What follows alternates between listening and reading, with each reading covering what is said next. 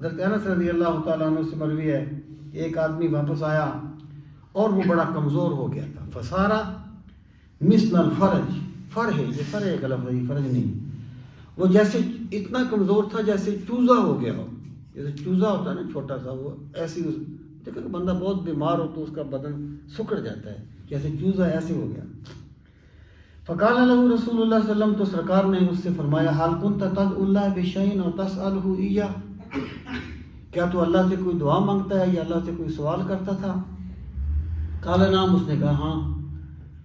کنت اقول، میں یہ کہتا تھا اللہم ما کنت معاقبی بہ فی الآخرہ فعجلہ لی فی الدنیا، کہ پروردگار جو تو آخرت میں مجھے سزا دینا چاہتا ہے وہ دنیا میں ہی دے دے.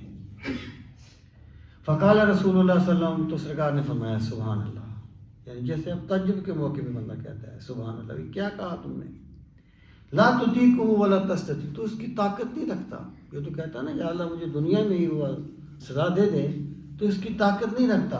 افلا قلتا، تو نے ایسا کیوں نہیں کہا اللہم آتنا فی الدنیا حسنہ وفی الآخرۃ حسنہ وقنا عذاب النار، میرے مالک مجھے دنیا کی بلائیاں بھی نصیب فرما، آخرت کی بلائیاں بھی نصیب فرما، اور ہمیں آگ سے محفوظ فرما. کہ تو نے یہ کیوں کہا کہ مالک مجھے یہیں پر عذاب دے دے؟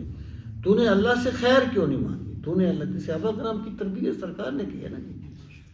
صحابہ کرام کی تربیت سرکار نے کی ہے. یہ تربیت کے مرحلے ہیں، جس کو صحابہ پر تان کا سبب نہیں سمجھنا چاہیے. صحابہ کی تربیت سرکار فرماتے ہیں.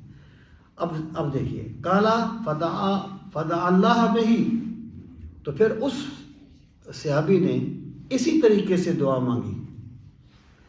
فشفاہ اللہ، تو اللہ نے انہیں شفا عطا فرما دی. اس سے یہ چیز ثابت ہوتی ہے کہ بندہ یہ کبھی نہ کہے کہ یا اللہ اس کی وجہ سے مجھے بیمار کر دے.